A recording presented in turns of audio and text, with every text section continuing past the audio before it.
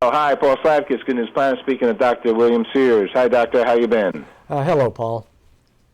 You've helped advise busy parents on raising healthier families, and that's really super. And we're going to talk about summer is the peak delivery time for babies. Really?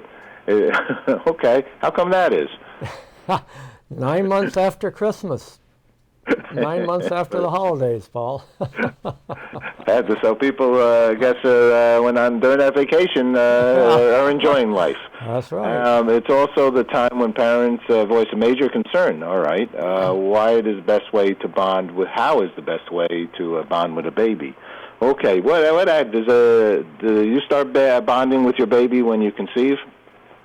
Yes, in fact, bonding, which simply means getting to know and enjoy your baby, begins before baby is born.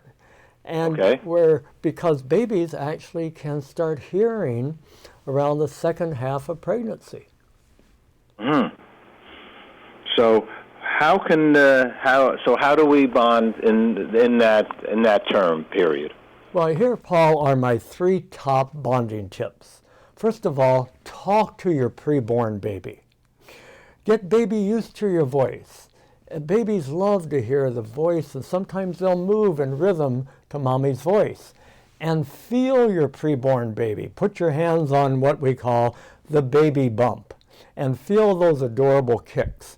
And then after birth, bond during diaper changing. Now, you're going to spend more time changing diapers than any single interaction, around 2,000 times, so you might as well enjoy it.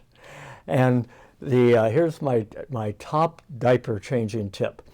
Babies enjoy novelty, so reserve special facial antics, big eyes, songs for only during diaper changing time. I remember we used to I used to walk my fingers up and down baby's arms and abdomen and play tickle only during diaper changing time. So if you reserve those novel times, baby learns to, it's diaper changing time. I'm going to lie still because fun is soon to follow, and they squirm less. And don't forget to pay attention to baby's sensitive skin during diaper changing. And that's why I recommend Huggies Little Snugglers.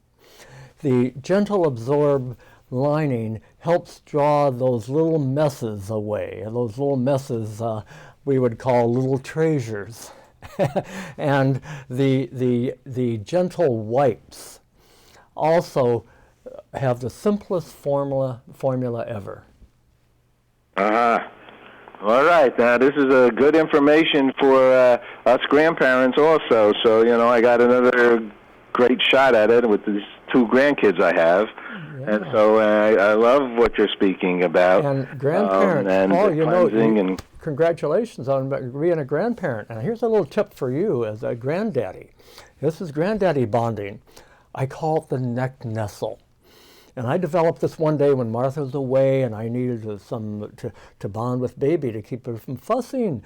And so the neck nestle, take your little grandbaby and put her in the crook of your neck and drape your neck over baby's head and start singing something very deep like, go to sleep, go to sleep, go to sleep, my little baby.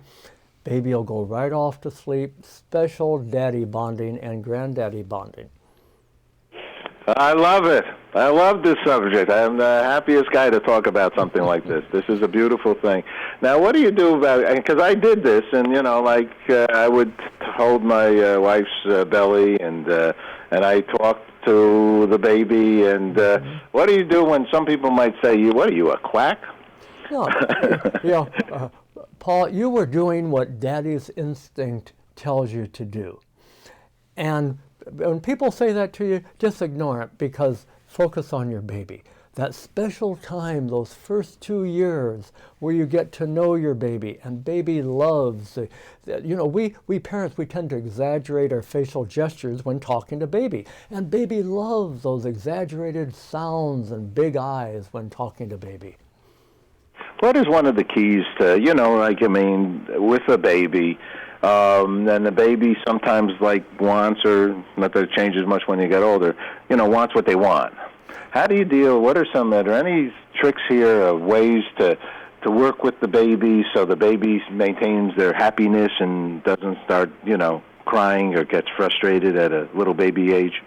Yes, well, see, a cry is a baby's language, Paul, and that's why you learn to listen. And I tell parents, this is my top little parenting tip, that you're going to get a lot of advice out there. Do this, baby does this, you do that. Now, as soon as baby does something, say middle of the night, 3 a.m., starts crying, and you wonder, what should I do? Should I go in? Will I spoil her? Should I pick her up? Should I let her cry? No, you first say, you get behind the eyes of your baby and say, if I were little Susie, how would I want my mommy or my daddy to react? And you do it, and you'll always get it right. And that's usually come and hug me and love me. Come and hug me and love me. Yes, lots of hugs. Hugs and happiness go together for babies. Lots of hugs. What is it about our touch to another human being? What do you think it is that do you believe we are connected in this way? Yes. See, touch stimulates the feel-good messages in the brain. The eyeball, I call it I feel good. The visual messages that baby gets from a big smile and a grin and a song, that stimulates the happy centers in the brain. They love it. Now, but what do you do if you have 8 children, like some people? Oh, wait a second. You have 8 children, right? 8 children. Do I look tired? How does somebody with 8 children, I had 1 daughter, how does somebody, now we have 2 grandkids, how does somebody deal with 8 children? Well, your grandkids are fun because you can love them and spoil them, and then when they get fussy, you give them back to the rightful owner. So grandparenting is fun, but we enjoy our kids one at a time. And one of the things we learned, Martha and I learned, survival, is, we had special time for ourselves, and the kids learn to expect that. And also, here's another little daddy tip for you, Paul, is sometimes moms will overdo it and get burned out and say, well, I don't have time to take a shower. My baby needs me so much. So I would put a little sign up on the bathroom mirror. Dear Martha, remember, what baby needs most is a happy, rested mom. Take care of yourself.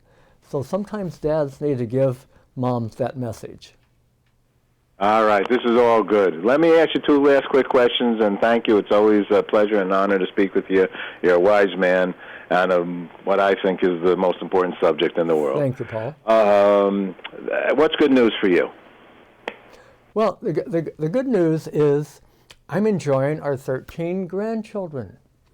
Our 13 and grandbabies. We seem to have a grandbaby coming about every year or so.